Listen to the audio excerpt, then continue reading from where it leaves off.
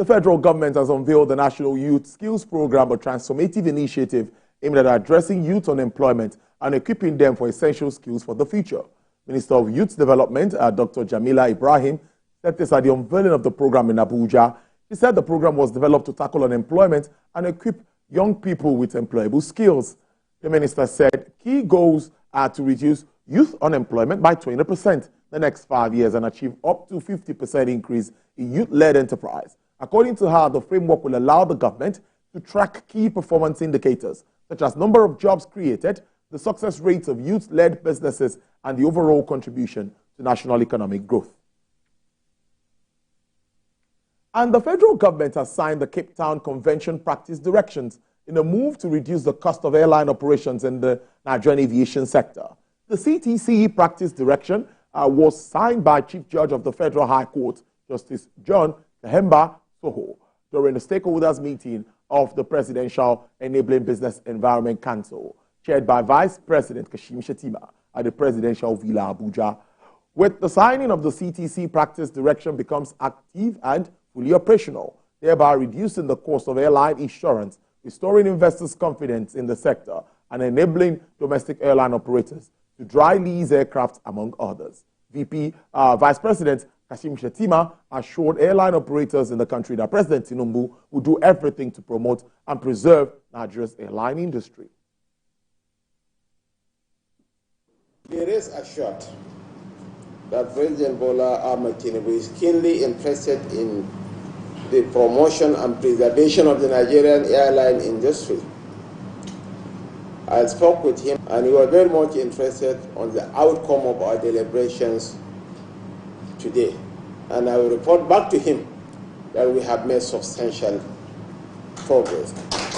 The present administration, headed by His Excellency President Bola Ahmed Tinubu, and will take all necessary measures, as painful as some might be, to protect, promote, project, and preserve the interests of the Nigerian nation. Nigerians have been seeing the high cost of flight tickets lately. There are a number of factors, including forex and all that. But there's some regulatory and bureaucratic challenges. Because Mr. President is really committed to addressing challenges one by one, this is one of the fruits of what he has done.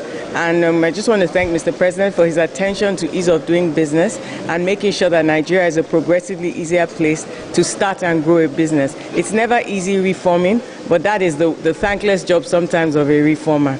A message has been sent to the entire aviation world by President Ahmed Bola Tinubu that the Nigerian airline industry is good to go, that they should feel comfortable to deal with any airline. If you like, bring 100 planes into the country. The airline industry will live to the tenets of the Cape Town Convention. On our own side, as airlines, we promise not to disappoint this country. That should be trashed in the past, whatever happened before. Some company news: as part of its corporate social responsibility, UBA Foundation, an arm of the United Bank for Africa PLC, is fronting itself as Africa's green revolution advocating for climate action and greener future for sustainable, friendly environment. This is part of the foundation's bold move to champion environmental sustainability across the African continent by embarking on the 2024 tree planting campaign with theme Our Land, Grooming a Greener Future, and a commitment to plant 1 million trees across Africa by 2025.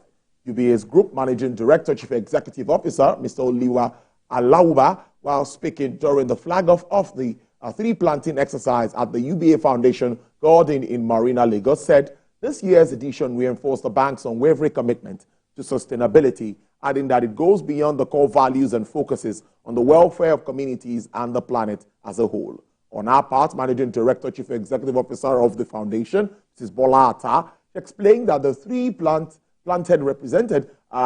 planting represents more than just a symbolic gesture, but powerful agents of change in the fight against climate change. The dollar fell today to its lowest level this year against the yuan, and gold hit a record high after a shift in investors' confidence and expectations for Federal Reserve's interest rates cut next week. Stocks, treasury prices, and commodities all rallied after traders raised the chances of a half-point.